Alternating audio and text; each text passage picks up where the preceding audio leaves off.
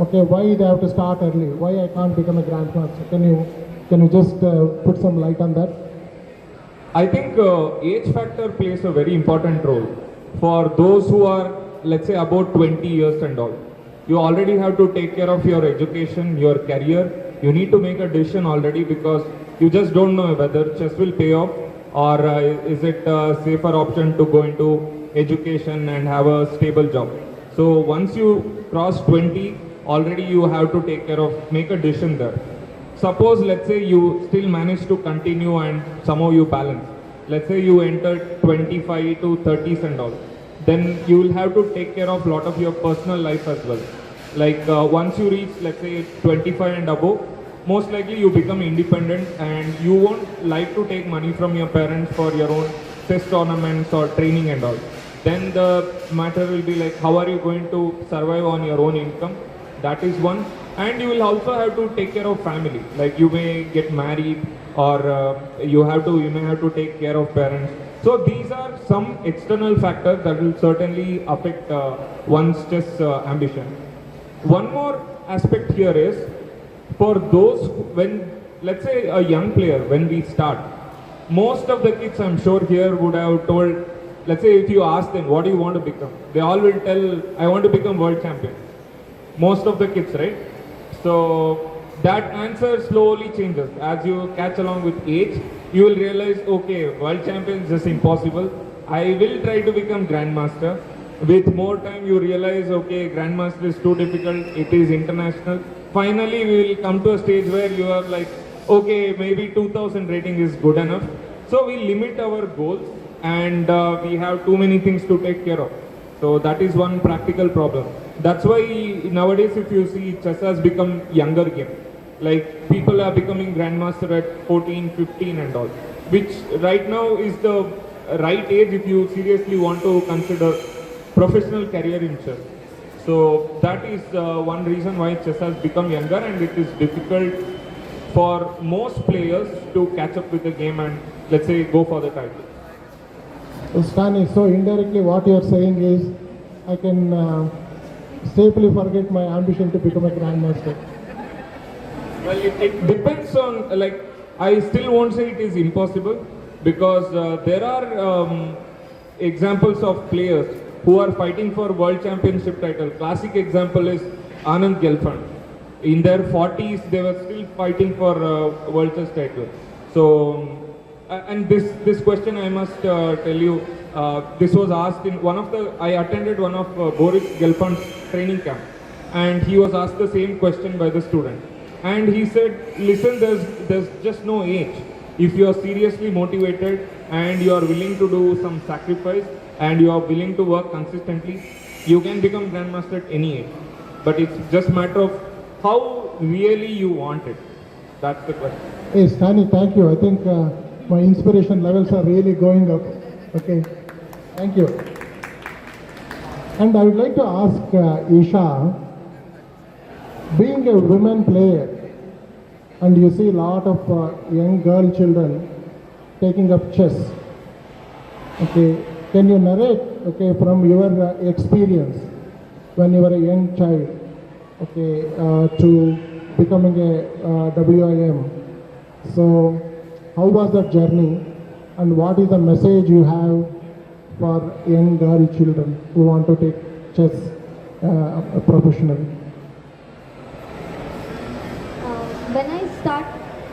When I started playing, there were quite a few seniors and who consistently became who were in the top positions. But as I got older, they stopped playing and went for studies.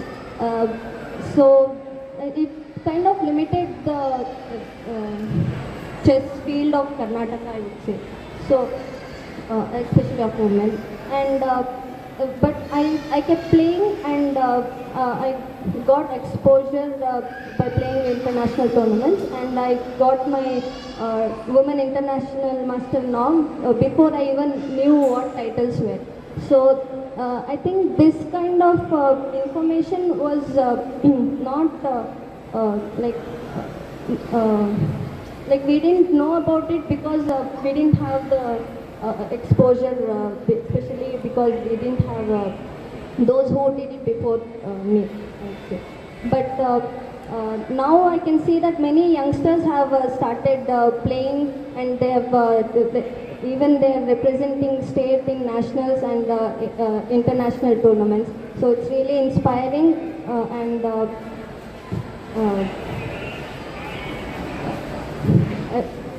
I think it's important that people don't stop playing and continue playing towards the goal, because I can guarantee you that studies won't be affected if you play chess, because when I seriously got into the game, I was in my 9th and 10th, and I had to leave school for tournaments.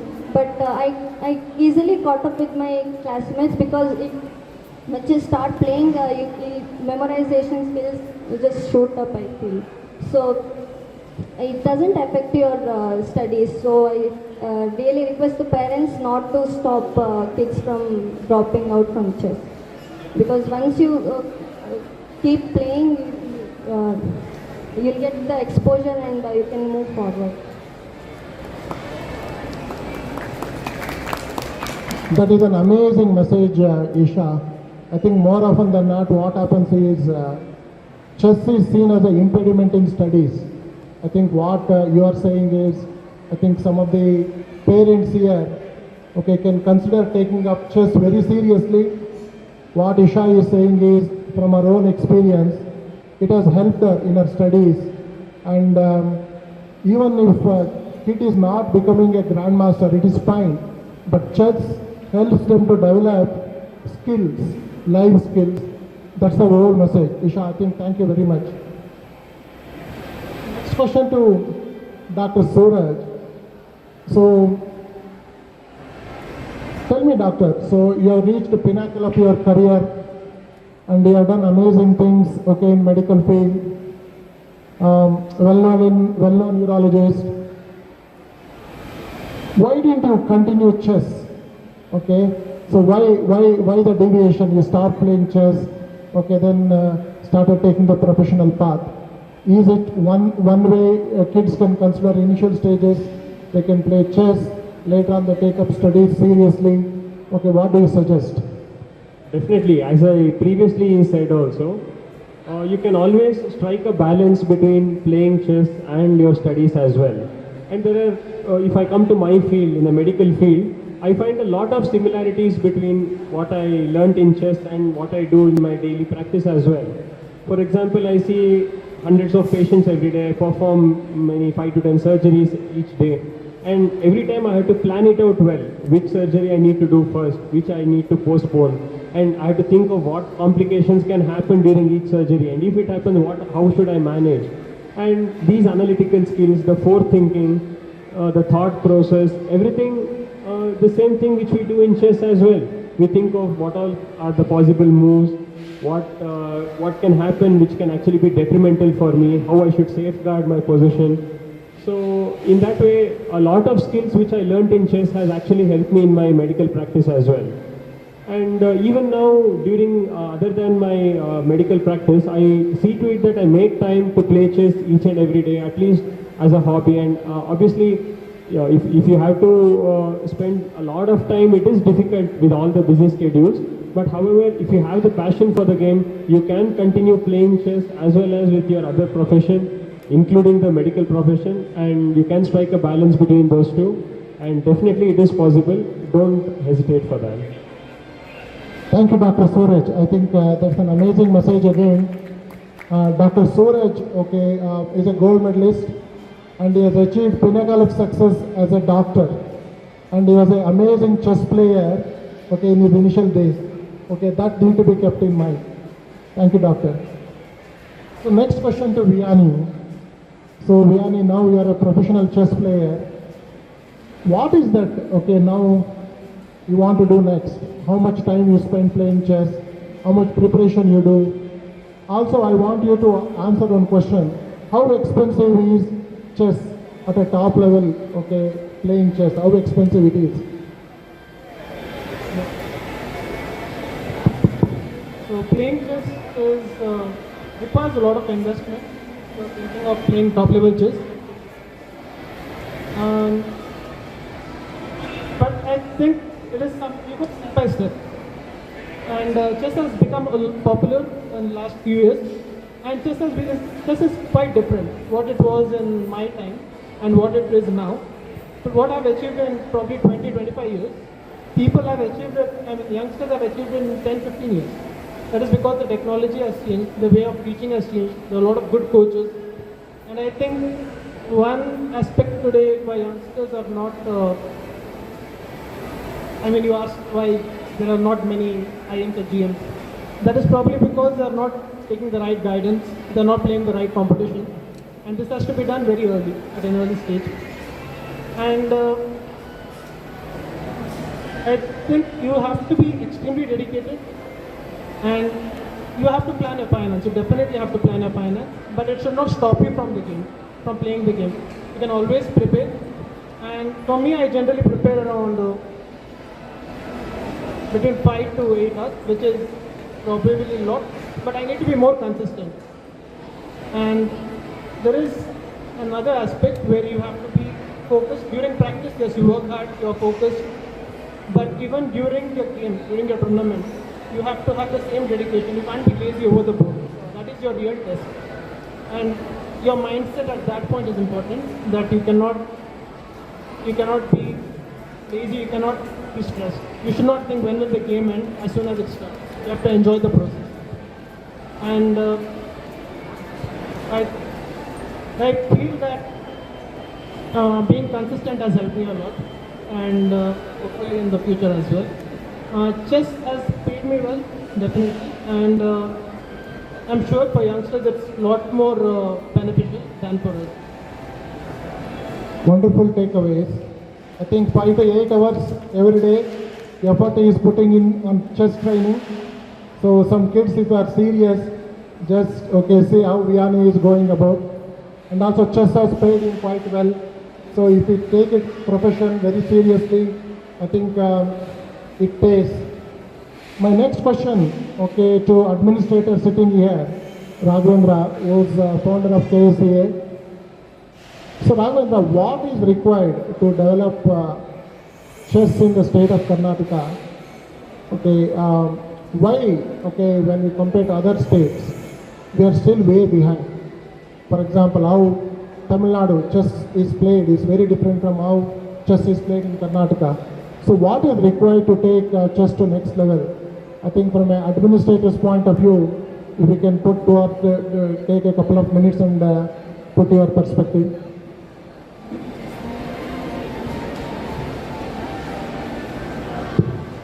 If a game has to be developed across Karnataka, the biggest part has to be played by the various district associations, which are the heads of each district. So in Karnataka, even though we have all the districts are quite active, but when it comes to hosting tournaments, only few tournaments are held by few associations. So let us say barring Bangalore, Mysore, few districts, other districts are not very active. So if you see some very, very good players from other districts, they find it extremely difficult to always travel and participate. Like, all of you know, like for example, we have Isha Sharma sitting here. Like all of you know that she's what she has achieved. But you'll be surprised to know she is from a very, very remote place. It's called Beltangadi. Even I didn't know until I went to see the Beltangadi place. It's a very small place. But what she has done is really amazing. And if you talk to their parents, you will know that they would have put so much of hard work. In fact, her mother is a doctor. She has given up the profession for her daughter's sake. She travels all along with her daughter. She has sacrificed her life. This is the kind of effort is needed from parent. Imagine if there was an association active in her state, right? Probably today should have already become much by a higher achievement that I got it. But fortunately, I can tell you, there was a time in Karnataka, we used to not even find a proper table to play tournament. Okay, the table will be shaking. We used to keep something just below the table and we play tournament. That is the kind of atmosphere we had. And today we have completely changed. Huh? I'm sure you would have seen the best. It is like an international atmosphere what you got today in this tournament. So I think we have come a very long way in comes to tournament.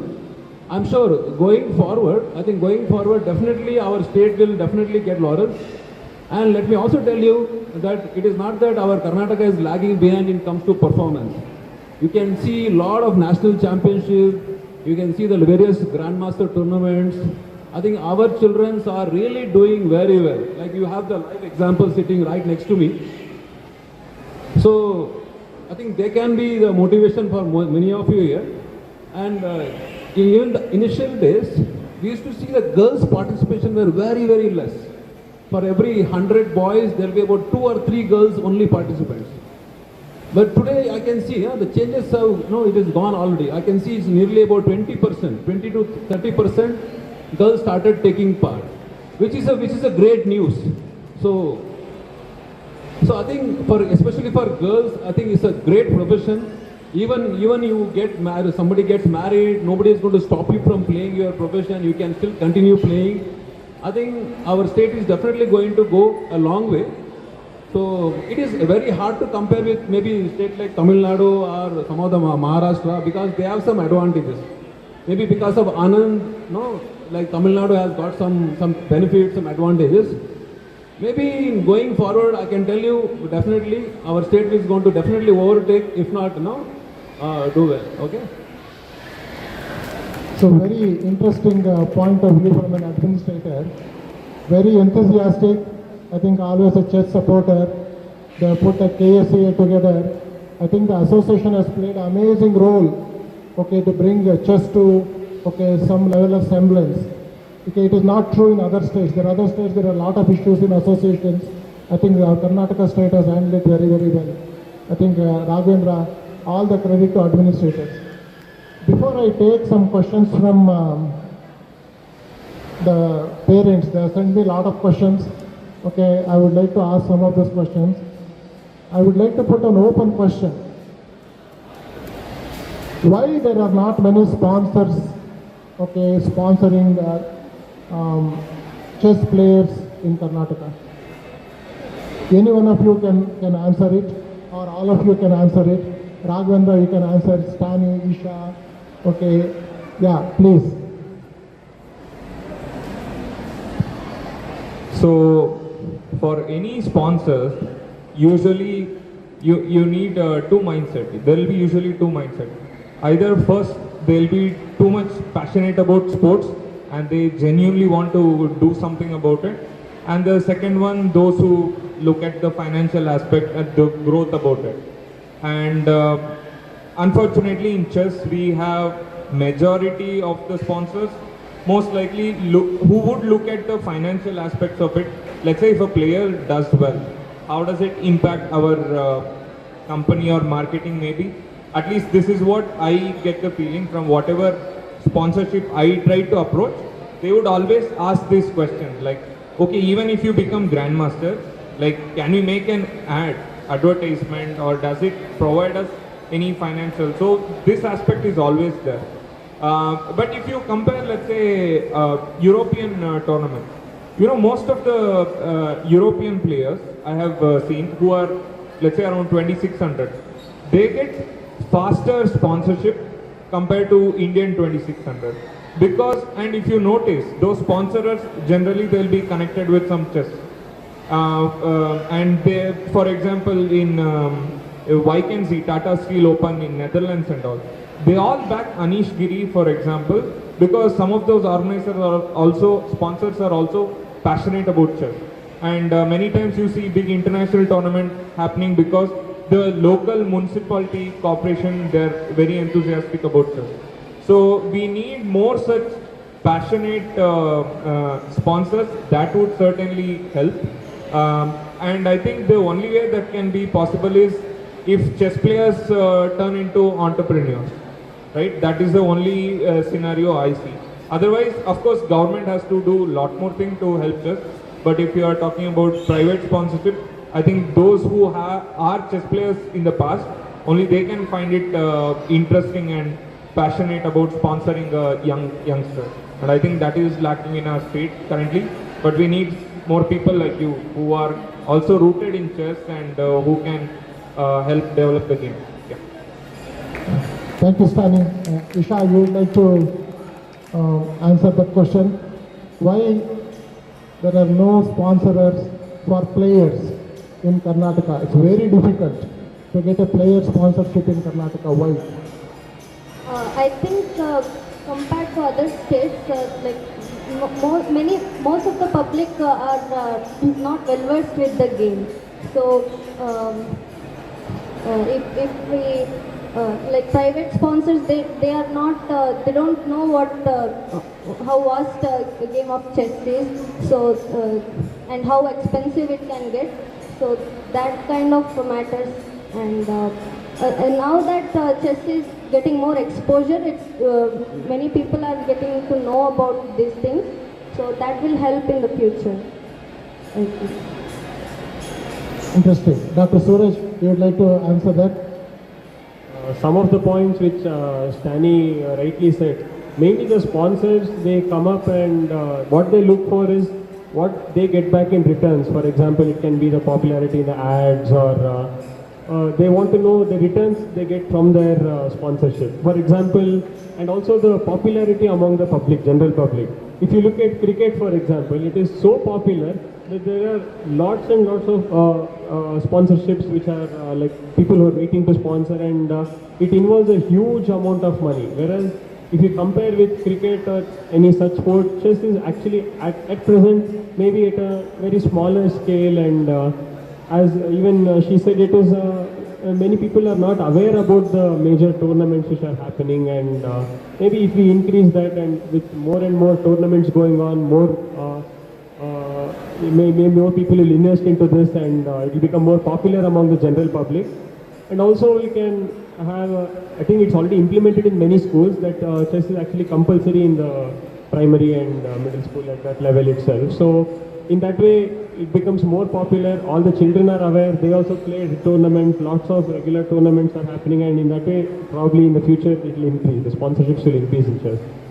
Yes, hopefully I think we should be able to build that ecosystem over a period of time. I think maybe overnight transformation is not possible. Viani, you want to say why it's so difficult to get good players sponsorship in Karnataka? Yeah, I think it's mainly the popularity, and also the authority also needs to, the government also needs to support, and they have supported, but there is also a limit at which they will support. And after COVID and after Olympiad, which we have hosted, the popularity has eventually increased, and hopefully we will have a lot of sponsors in the coming future. I think we need to see how to mobilize corporates to come and sponsor chess at a large scale. I think one of the problem what we face in chess is it is not a spectator sport. That is one of the biggest challenges. Most of the sponsorships you see, it is for spectator sports like cricket, volleyball, kabaddi, even hockey. So they do get sponsorships because a lot of spectators can go and see. But chess, we need to really discover ourselves, to how to make it more spectator friendly, explain the chess in the way common man can understand, and when the tournament is ongoing, maybe allow parents to go in between, that also is very, very important. For example, in the chess Olympiad, they did allow people to go in between and walk around and see playing. I think we need to bring those changes into our tournament organizing itself. Raghavendra, hopefully this change we can bring it in Karnataka so that parents can walk. Yes, I know it creates a lot of mess, but we need to allow people to go and see what's happening. That is one way, like what they did in chess Olympiad. Before that, before I get into questions, we have got 20 more minutes. Isha, one direct question to you. Assume at a young age, you had a good sponsorship. Would it have helped you? How it would have helped you?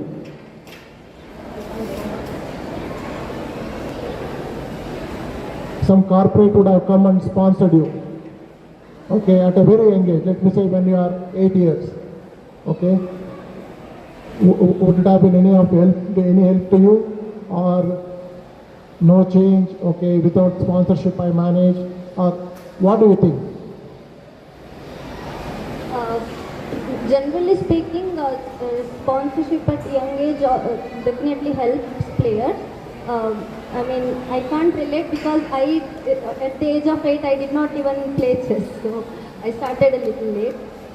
But Nihal is a very good example because he, I think, is first of the young players to get sponsorship, and it definitely helps one's growth. They get much exposure, and it will definitely help because not everybody are financially in a difficult situation, but it will boost the morale and give a much needed push for young kids to go further. I think good point. Point in question was Nihal Sareen, okay, one of youngest Grandmasters. He was supported by Tata Sons and Akshayakalpa. Akshayakalpa supported him to the tune of 85 lakh rupees. Okay, so we supported him when he was 13 years of age. So at 16 years of age, he became Grandmaster. What we don't realize is it involves a lot of travel, lot of coaching, it is expensive. Okay, we need to bring a lot more corporates into chess sponsorship, especially sponsoring individuals. It's very, very critical. Raghavendra, probably we need to get together, okay, and debate and see how we can go and get more corporates. For example, people like Intel, they can come and sponsor few people. It is possible. Okay, we can discuss that. So next I will go into some of the important questions parents have asked. Okay? Maybe we can take a couple of live questions. I will take 3 questions from parents. Any of you can answer. One of you can answer. The first question, very interesting question, okay, the parents asked. In chess, players often encounter moment of doubt or uncertainty during a game. How do you handle situations when you find yourself doubting your moves, questioning your decisions? What strategies or techniques do you employ to regain confidence, trust your intuition, and overcome self-doubt? Maybe Stany, you can answer. Okay, first of all, what many parents don't realize is that form plays a very important role. Let's say when you are feeling good about yourself, when you are feeling that confidence within you and tournament is going well, you naturally don't come across many doubts. You feel that you are calculating well, you are doing better, you will have a lot more confidence. And let's say if your form is very poor, then naturally the doubts will creep in. And no matter what decision you try to take, everything looks so confusing. So sometimes you need to go easy on yourself. You should not take it to the heart. And you should first assess, is the tournament going well, or is the tournament going well but I am not able to play well. Sometimes what happens, we would have done well in the tournament, we would have increased the rating, everything. But if you analyze the moves, we would have played very poorly.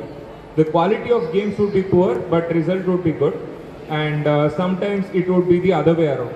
So first it's very important to ascertain your current form, how you're practicing and the quality of those moves.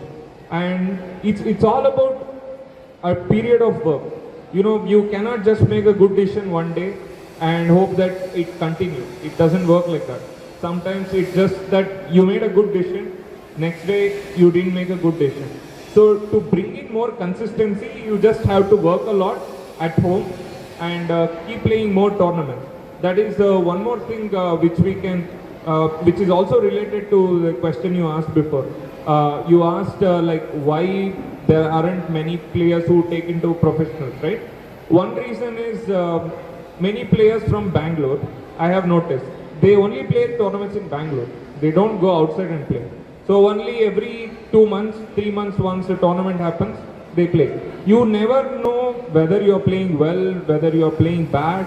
You're just playing once in a while. So there's no difference between a hobby player and somebody who plays like 3 months once in only Bangalore. So that also matters. So if you're consistently playing tournaments and if you're consistently working and getting trained, it's very easy to form an opinion about your ideas, your judgment, thinking, everything, and decisions. But if you aren't following these steps, then it's actually very difficult to even figure out what's going wrong. Very interesting. So consistency and exposure, and also trust yourself when you are making a decision. Trust. Encourage kids to trust themselves. They might go wrong, it's fine, but they have to learn quick at it. I think very insightful, Stany. Next question I have, okay, any of the panel members can take it. Lot of questions on online playing versus on the board games, which is important. Should I continue to play online chess, okay, or should I focus on OTB? Okay, lot of questions on, I believe my online playing has destroyed my chess playing capability, and now I am losing all the OTB games. So, how do you answer this dilemma? So that depends. If you're playing online games for practice sessions, for learning purpose, then online games will benefit you. But if you're playing as a part of addiction, then it's bad. If you're just playing 1 minute bullet games or 3 minute just like that, and you're not analyzing your games, not getting benefited out of it, then partly you're wasting your time. I'm not saying there won't be any improvement, maybe slight improvement, but it drastically comes down. So on the board is completely different. You get the feel of the game. On the board is extremely important because you have your thinking process, and also there is the mental strength is different on the board and off the board. It's just a mouse click. I mean, so it's the atmosphere of the game. You have to. It's a complete package where you are very calm. You have good food. In online games, it's not that. Your timetable has to be right during a tournament. There are a lot of other factors that are taken into consideration. Whereas on the board, it saves your money, energy, and probably travel. But at the same time, the quality is not as good as it is on the online, on the board. Very interesting. So online games can help the child to a certain extent, but they have to take it seriously and analyze the games. So that's the message. Okay. And I think you have something to add on. Yeah. Basically, to summarize both, what I feel is you should have both. You should have a practice of online games as well as over the board games. Both has its own benefits and disadvantages as well. For example, if you're playing online games, you can play a larger number of games which you can actually play over the board. It also helps you improving your tactical skills, maybe your board vision, sharpening your board vision, and then okay, it should not be only one type. You should have a combination of both online as well as the offline board. That will be the best outcome is what I feel. Point taken. So next question is very interesting question. Okay, I think Raghavendra, you should answer this. My child started playing chess since last 4 years and still find it difficult to be a rated player. He is putting lot of effort towards learning. As a parent, how do we know if he is in the right path? Typically, how long will it take to be a rated player? So as an administrator, if you can answer this question, I think most of the parents do have this doubt in their mind. I think this is one of the common pattern we notice in some of the parents. All the players are judged by rating nowadays. There was a time, players used to come, play, enjoy, they learn, and the rating will just happen. You don't have to worry about rating. But today we are putting so much pressure on the child. Hey, look at your friend who has got a rating last month. What are you doing? The moment you put this question, right, it is definitely going to put pressure on the child. I can tell you 9 out of 10 child is not going to get a rating. So as a parent, what you can do? Find a right trainer for your child. Give him the right training. See what is needed for the child at that age. Give him the right balance between the studies and the chess. And only taking class is not good enough. You have to periodically take part in tournament. Like how Grandmaster Stany have rightly pointed out. If you don't play tournaments consistently, however good you may be, you might be excellent chess player, but there will not be a result. You are going to suffer. You might win 5 games, you will end up losing 6th game. The guy who may not be very good as you, because he is playing consistently tournament, he will have much better visibility of the board. There is something called as psychology in chess. He is going to handle it much better than many of you. I think I would request all the parents to stop thinking of the rating part and see how you can grow. If something is missing technically, just sort it out, rating will just fall in its place. You don't have to worry about the rating. I think the message is, don't focus on rating, allow kid to enjoy the game. That's the message. And one more question, I think this is to Stany. Children cannot always be motivated for hard work. Okay? Since there are other distractions like playing, TV, studies, books. So when to identify whether they are really not interested and we should stop chess, or is a distraction calling them? The answer to this is very easy actually. As a parent, you just have to notice if they are taking up the board every day. It can be online or it can be the chessboard itself. Without you telling, if they take the chessboard, if they go through the chess work, chess book, online games, anything related to chess without parent telling them, you can clearly see that there is a genuine interest. So that is the measure of figuring out if they like it. And the other way to notice is, let's say if they go to chess club or go to a trainer, many times what happens, parents may have to force them, right? You have to tell them, hey, today there is a class, you have to go. And if the kid kind of show that not so interested, you can easily sense it. But if they are really liking the game and if they love to play and just surround themselves with chess every day, you can easily sense it. So it's through their action, without you telling them if they do anything related to chess.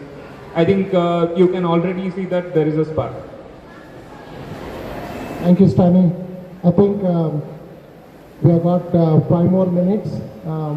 We are open to any questions from audience. Any questions to the panel here?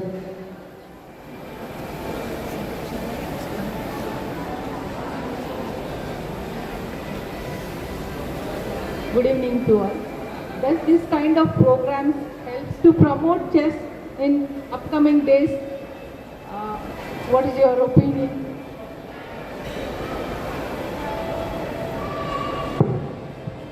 I think this kind of programs in chess is very rare. Have you attended any kind of programs? I have seen such kind of programs in European tournaments for sure. In Indian tournament, nothing is coming to my memory, but I'm pretty sure there are some international opens where they would have done such interactions and creating awareness. To answer your question, I believe such kind of programs, initiatives improves the awareness, especially among the chess players. I'm not sure how much it will impact an outsider, but bringing awareness even among the chess players is very important, because if you want to promote a game, you need a superstar.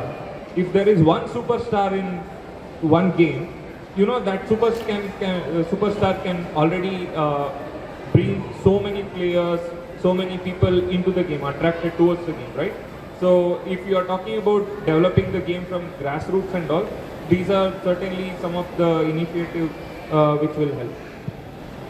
Okay, if there are no questions, I would like to thank all of you taking time And it was a good interactive session.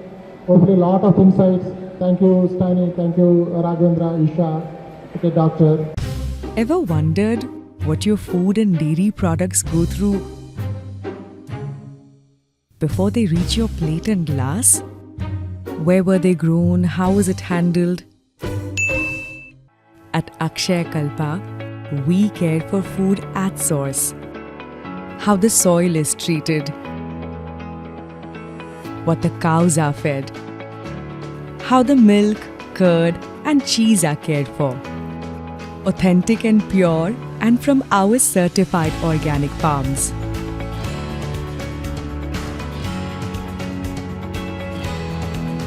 Akshayakalpa is here to reconnect you to the source of food.